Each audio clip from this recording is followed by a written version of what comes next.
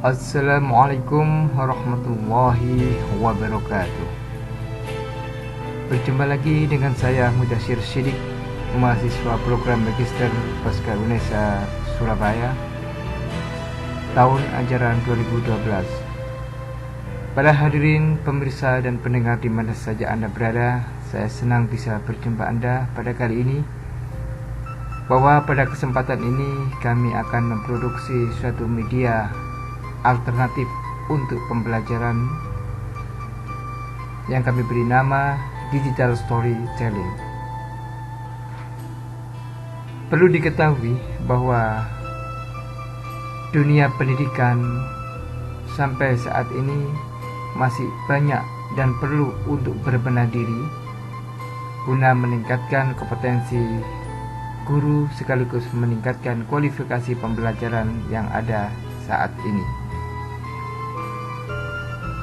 Kami pun melihat kondisi demikian, selaksa harus bisa mengimbangi, harus bisa menambahkan kompetensi diri saya, karena kami sendiri bukanlah spesialis guru kelas, namun kami adalah punya kompetensi dari keilmuan akademisi, yaitu dari teknologi pendidikan Universitas Negeri Surabaya. Oleh karena itu, dengan minimnya ilmu yang saya miliki, saya harus meningkatkan program studi tersebut guna mengembangkan kompetensi saya, lembaga saya untuk meraih dan sekaligus menambah suatu kredibilitas dari lembaga yang saya pimpin dan sekaligus sebagai suri tauladan kepada teman-teman sejawat saya di lembaga kami. Oleh karena itu, yuk kita ikuti digital storytelling berikut ini.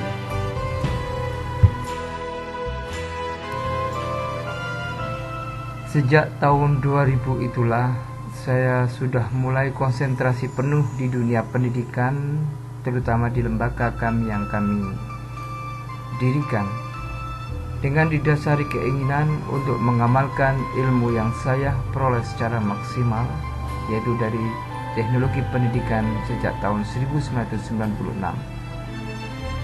Dari situlah saya baru merasa bahwa keilmuan yang saya miliki perlu adanya peningkatan, karena kebanyakan guru sudah memiliki pendidikan strata S1, sehingga ketika saya ada tugas pembekalan setingkat keyayasan untuk seluruh guru karyawan,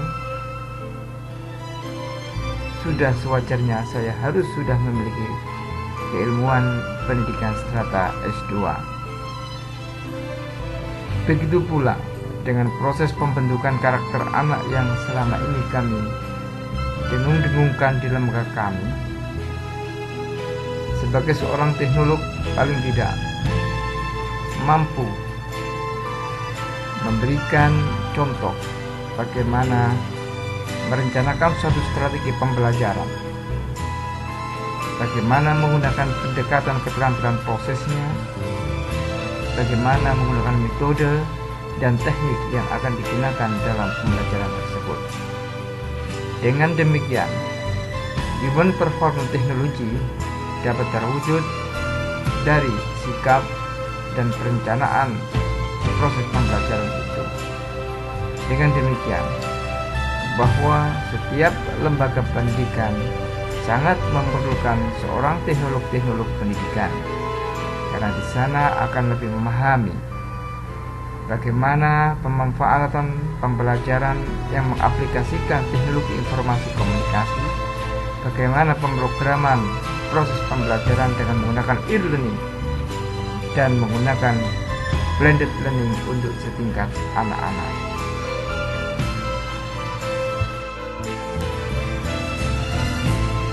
Sembari sebagai pengurus yayasan di Departemen Pendidikan 1, saya pun merangkap sebagai guru kelas untuk pengawasan melekat terhadap pelaksanaan pendidikan setingkat kelembagaan, sehingga pada tahun pembelajaran 2012-2013 saya pun meraih gelar the best of the best teacher di lembaga SD Al-Huda Full Day School.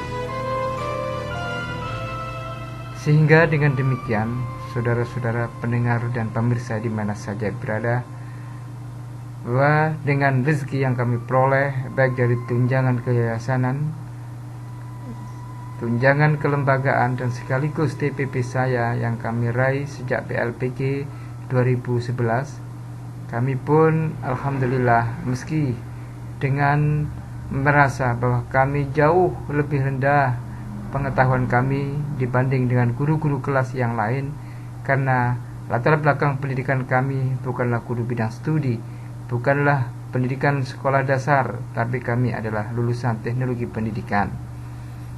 Ternyata kami pun mampu bersaing dengan teman-teman yang lain yang sudah melalang buana sebagai guru kelas dan guru bidang studi.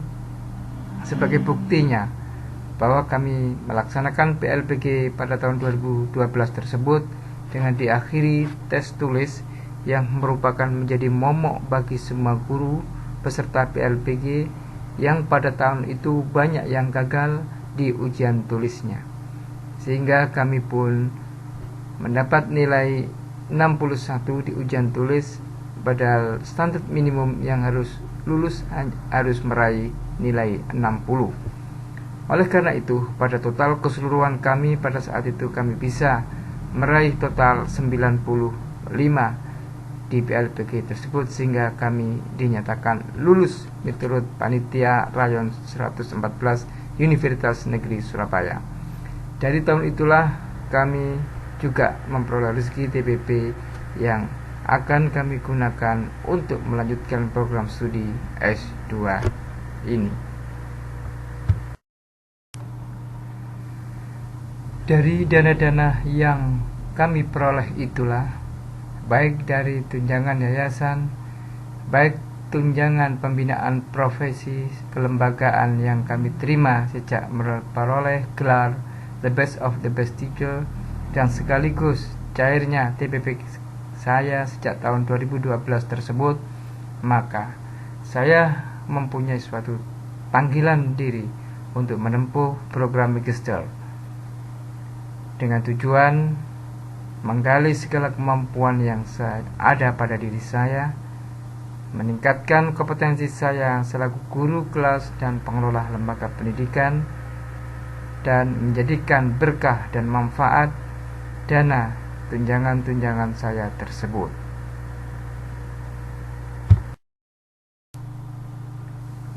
Demikianlah isi dari media digital storytelling pada kali ini yang dapat kami haturkan. Semoga menjadikan manfaat sekaligus menjadikan suri tauladan tentang motivasi mengapa kita harus meningkatkan segala kompetensi saya, baik secara experience atau pengalaman di lapangan, atau juga meningkatkan keilmuan kita secara akademisi. Demikian dari saya.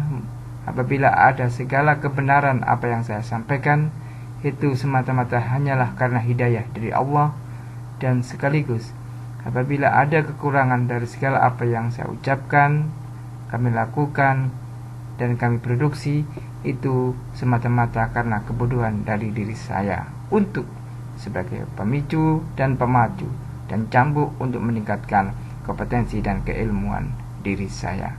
Akhirul kalam, wallahumma fiqil aqwamit thariq. Assalamualaikum warahmatullahi wabarakatuh.